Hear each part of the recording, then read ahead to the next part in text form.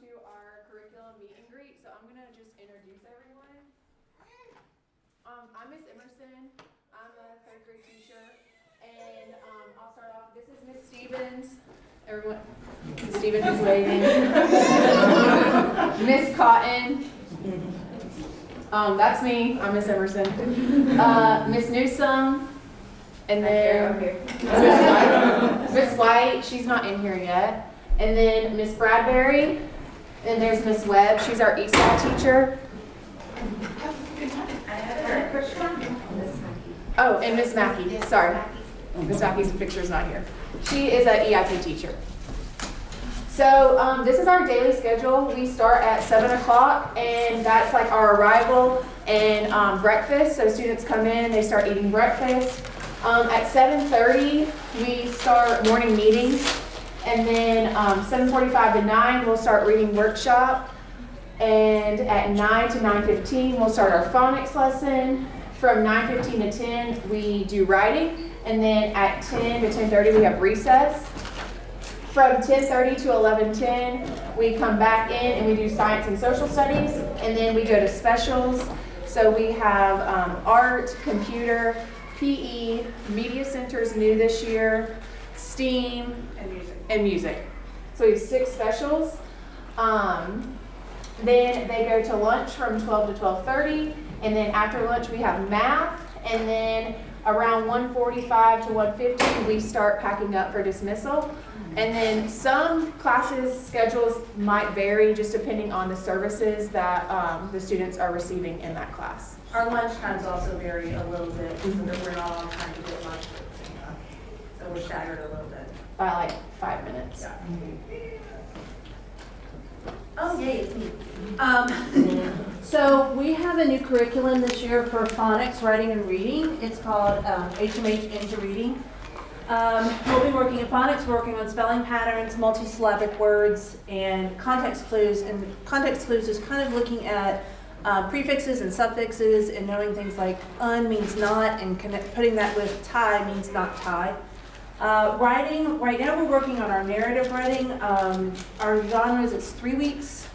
Writing lasts about, genre lasts 3 weeks, and then we switch, so we're getting a lot of practice with the different genres. The goal for 3rd grade is to be able to write a 3 to 5 paragraph paper piece that includes an introduction, body paragraphs, as well as a conclusion. And I don't know about everybody else's class, but my friends love to write. Which is amazing to me. We're also doing reading. The genres are realistic fiction, fantasy, folktales, fables, myths, poetry, biography, informational. Right now we're doing a kind of a character analysis, getting to know a character's traits, point of view in a story. And then when we get into informational, we'll be doing a reading to learn. So they'll be reading for information so that actually paper. In math, right now we're doing multiplication and division. We've talked about different strategies with multiplication, so I don't know if some of your kiddos have come home, but we're doing repeated addition. We're talking about equal groups, using a number line, using what's called a bar model, and they kind of get to pick which strategy works best for them. We're kind of just exposing them to different strategies. We'll go into division, and then addition and subtraction, rounding, area and perimeter. Area will also include multiplication. So a lot of what we do goes back to multiplication and division. Identifying, comparing fractions, measurement, elapsed time, and then also doing graphing, bar graphs, and pictographs. Right now we're in multiplication, and we'll be in multiplication for a while. So we'll finish up the current module that we're working on next Thursday, and then when they come back from Labor Day weekend, then they will start the next module, which it's still more multiplication and division.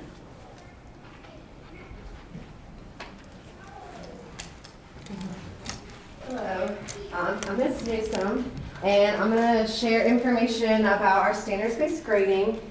You are all familiar with this because you've had K2 students, so that part has not changed. Our report card will still look like this, where it's listed by standards. They will not be receiving a number though. So like when you had 2nd graders, for something like reads and comprehends literary text, maybe they got a 2, meaning they were still developing that skill, or maybe they got a 3, meaning they were proficient in that skill. So the shift this year is we are moving into performance ratings. And so across the report card, you'll see at the top, there's exceeding, and I'll explain these, but exceeding, demonstrating the standard, developing the standard, emerging, not yet demonstrated, and then NA. If you see any NAs, especially in math, there will be lots this first trimester. It means not assessed. Yes.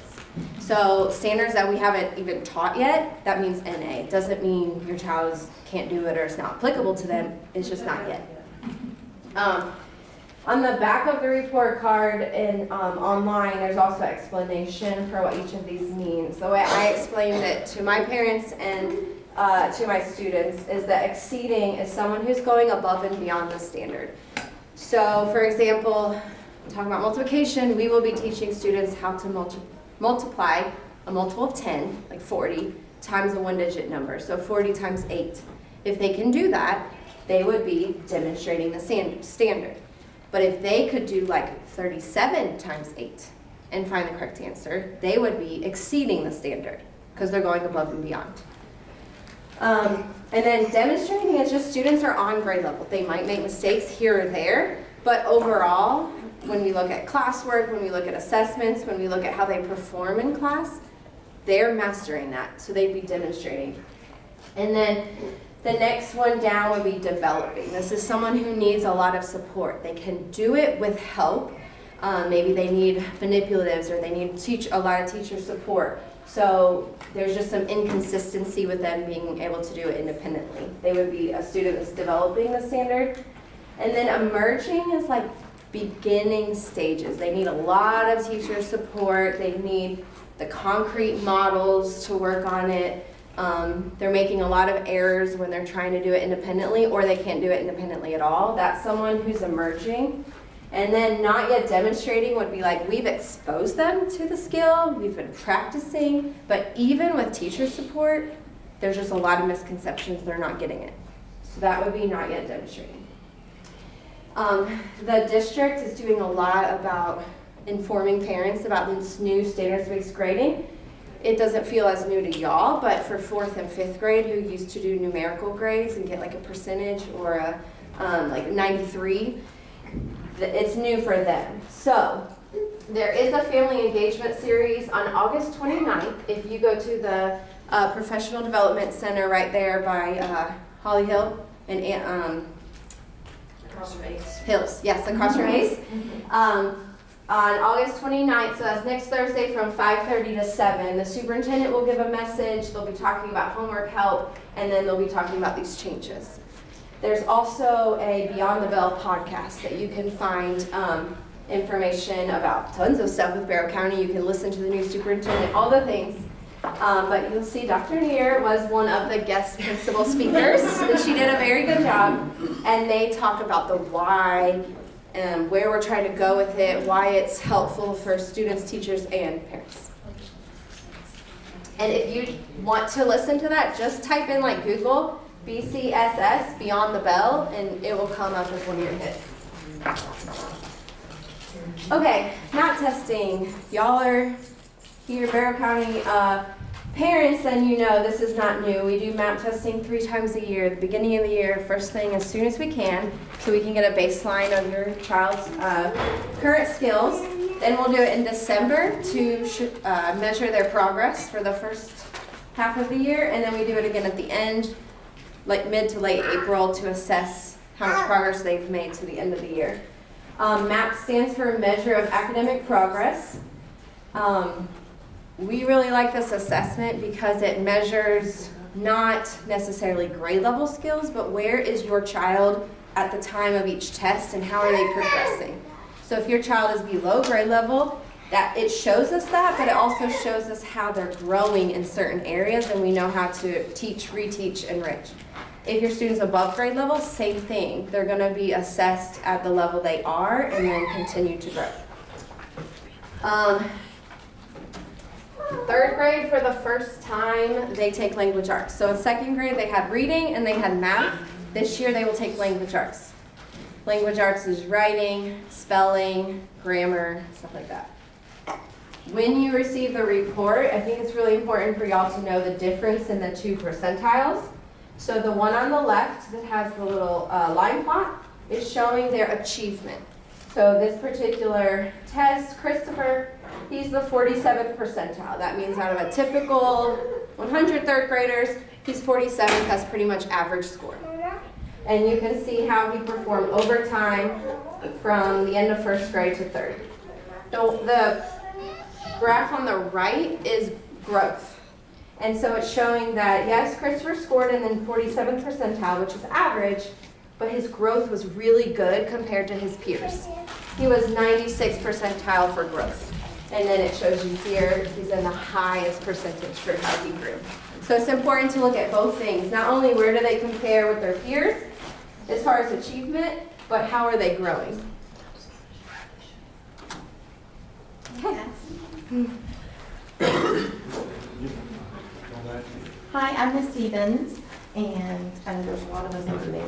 But we start in third grade taking the Georgia Milestones Assessment.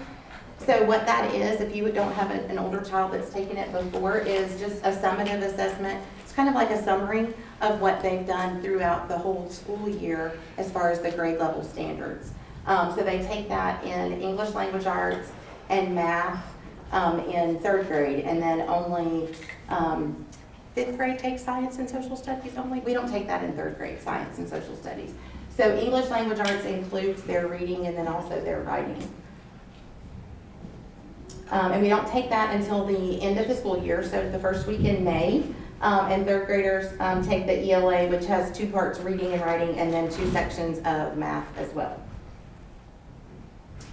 And they have 60 to 75 minutes for each section to take that. It's on the computer, and as we get the dates, like when it gets closer and tell you which test is on which day, then you'll get all of that information, just like you would what we do in the classroom, but of course that's a long time off from now. And this is just one assessment that we use for the students to see, how they're doing. We're looking at the math test and how they do in the classroom. The Georgia Milestones is just one other assessment that we use. And there are some, you'll get a copy of this presentation, and there is a link here that you can look to see what all of the standards are for each grade level. And then the other thing is attendance, and just our quick facts is that we let us know if your child's not going to be here, because we just wonder where they are and we want to know if they're not going to be at school. We can take 5 parent notes, so notes that you write in when your child is absent, and then send those in like the day that they come back if possible, or send an email so that we can get that turned in. Excuses for absences won't be accepted after the first 5 days. You have to get one from, or no wait, am I getting ahead? They have to have, You said it right. yeah, within 5 days, did I say it right? Okay, yeah, so within 5 days of your student being absent. And then if you have 5 unexcused absences, then you have to, the school will get in contact with you, and we usually check in before then to see if everything is okay. You have to have a doctor's note after 5, right? Mm-hmm. Yeah, so you will, if they're out for more than that, have to have a doctor's note.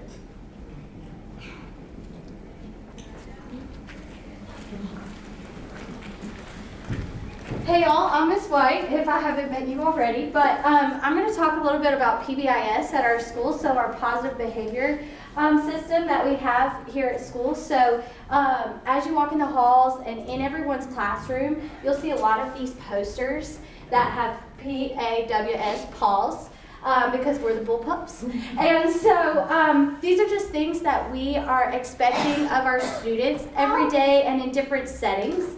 So basically, it's just having a positive attitude, acting responsibly, working hard, and showing respect. And on each of these posters that you see in the halls, there's like different things. So like one would be for the classroom, and what does it look like to have a positive attitude in the classroom? And it gives them some examples.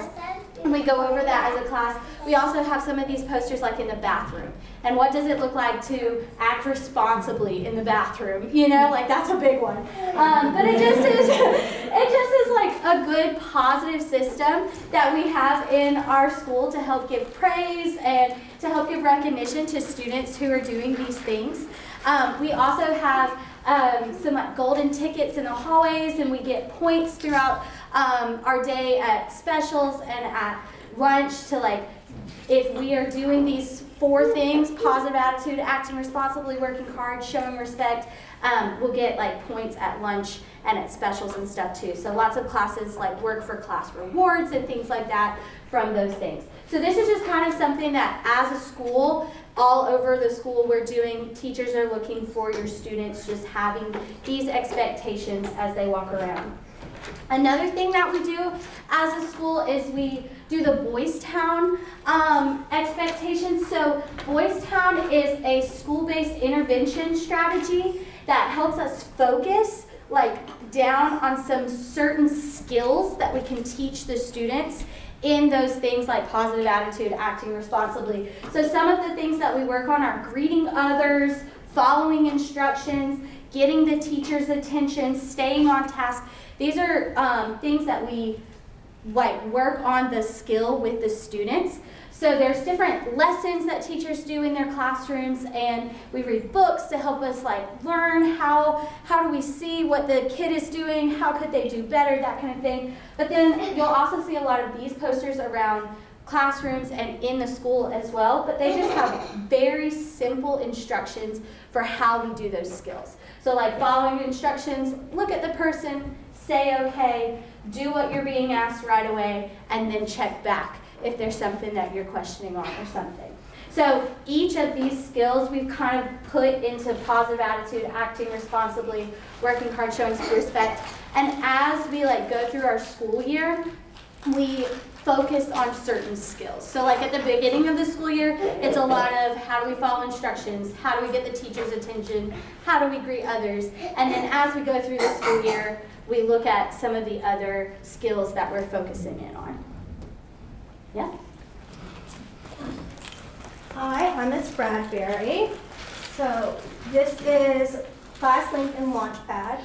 So you log in here with your child's email and then their password. And then we can also send those home, right, if we need to.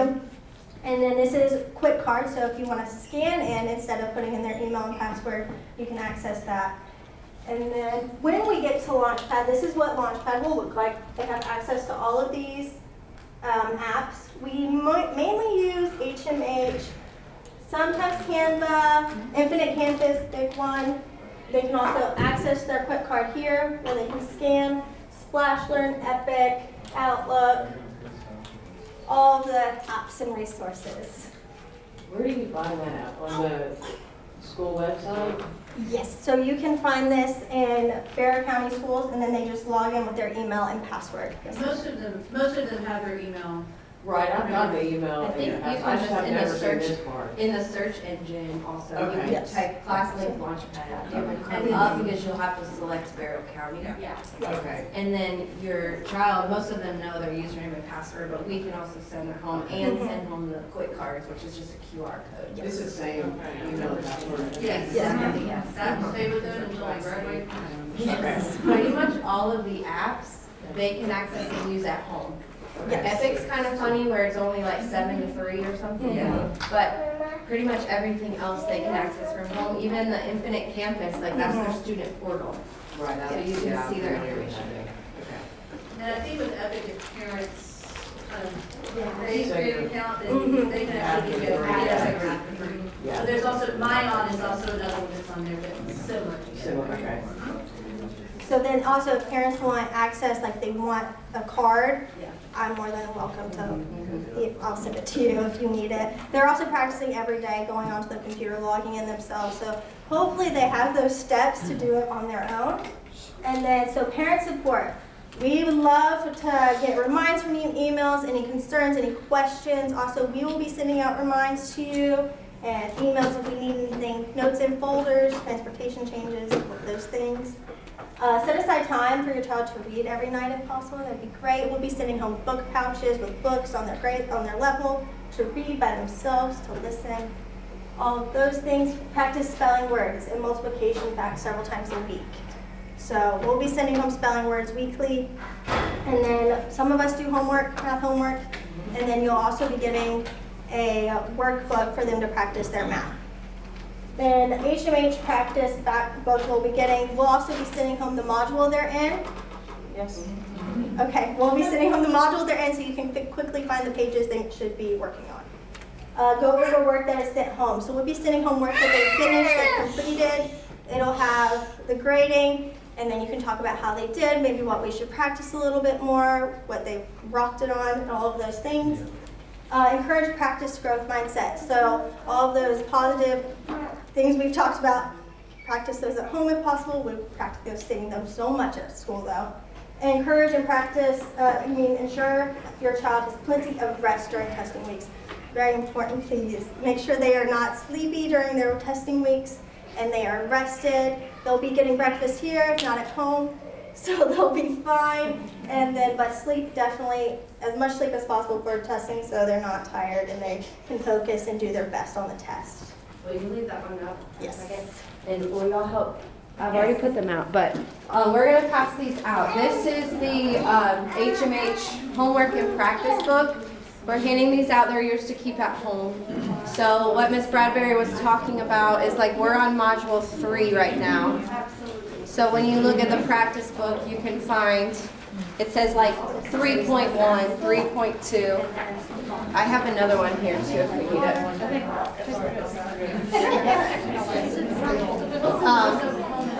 Okay, is it this one? This, and so this is not a have to. This is a great resource for you to use at home if you notice your child is struggling from something or you want to give them extra practice. We will not be assigning certain pages. We wanted to give this to you, and we're going to give it to the rest of the parents who didn't make it. We'll send it home with kids and backpacks probably next week, but we just wanted you to have it as a resource at home. This is the content we're covering this year, so you can look also ahead. What are all the concepts that we're going to be teaching and going over? And we go back to this. Just so you know, we have done, in math, we have completed module 1, we skipped module 2, and we're in module 3 right now, and then we go back to module 2. So if you're in module 2 and they go, I haven't seen this, that's true. So module 1 we completed, and module 3 we complete next Thursday. And also, if you want your kids to be getting online and doing things, this icon right here that says Ed, HMH, there's something in there called Waggle. Your kids will know, they do it in class art. We have gotten every kid in 3rd grade into Waggle this week, so they will be doing it. But it correlates with our math curriculum. So the Waggle games and activities that they'll do online are supporting what we're teaching. But they're also, the Waggle is connected to how they performed on math. So on math, if they're struggling with basic addition and subtraction, then their Waggle is going to have addition and subtraction activities, even though this is going to have like 3-digit addition and subtraction. Does that make sense? So And it's know based, that too. it's based on their math testing. Yes, that's- So if your child kind of didn't try super hard on math and they're like, oh my gosh, this Waggle stuff is easy, that's probably why, because they didn't really take their time on math. If you see some things on Waggle that's hard, that means your child is like above level. And so Yes. Waggle will walk them through, there's videos that helps them, if they get something wrong, they can watch a video that explains everything, at least with math. I think reading's the same. And then this is actually our old phonics curriculum. Now that we're using HMH, so we have HMH math, which we started using last year, and now this year we're using HMH into reading. And there's a phonics element that goes with that. So in the past several years we've used benchmarks. So we have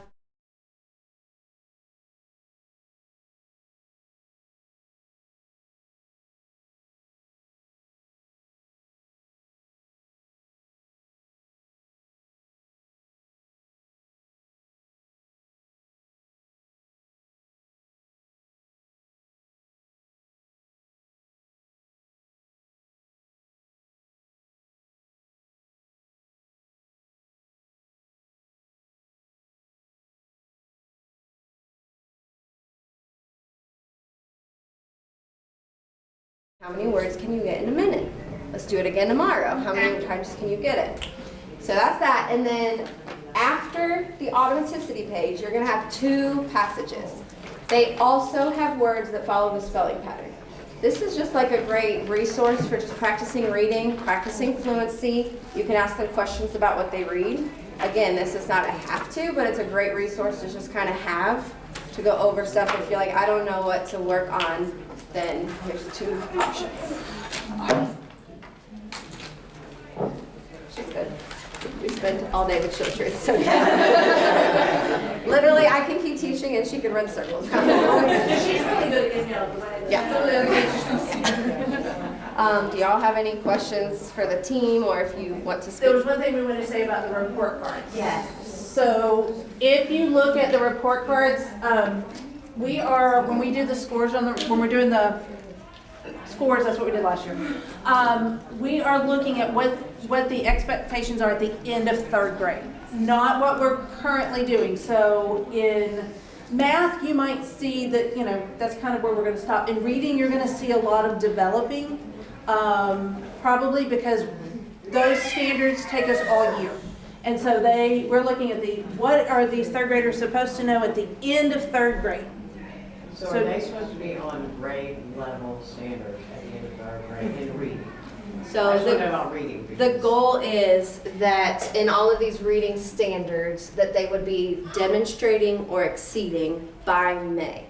Okay, I'm just curious, because there's like 75% of United States kids that aren't on grade level. I'm just curious. Okay. And so your child may end the year on developing or emerging. Okay. And so it's just information so that you know as they're moving Right. into 4th grade, Where we're at. we've got some work to do Yeah. to catch up. And we're meeting them where they are now and moving them forward. So we're not dumping 3rd grade standards on them if they're not ready for 3rd grade. Right, okay. But we are exposing them to 3rd grade standards.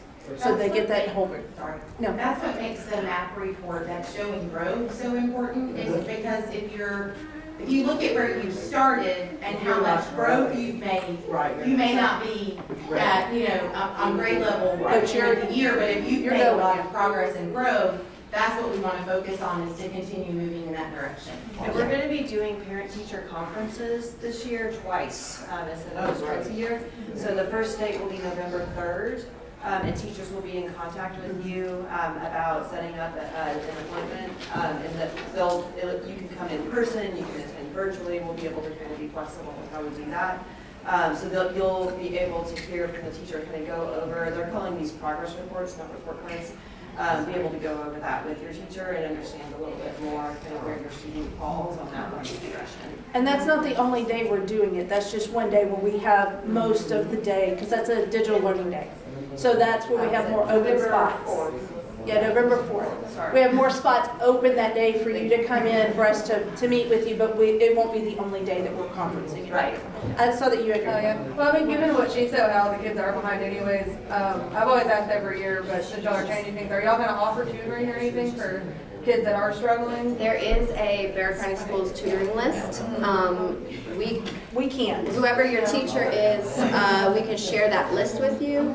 But like your child's teacher can't tutor them while they're a student. But there is a tutoring list of teachers across the county. And it has their name, their number, and what areas they will tutor in and what age, like levels, like K2 or 5th grade. The Boys and Girls Club is another great option. The tutor, the academic, the folks that work with kids on their academics are certified teachers. So if your child participates in the Boys and Girls Club programs, that would be another opportunity to give them support. Okay. I didn't know there's like a program.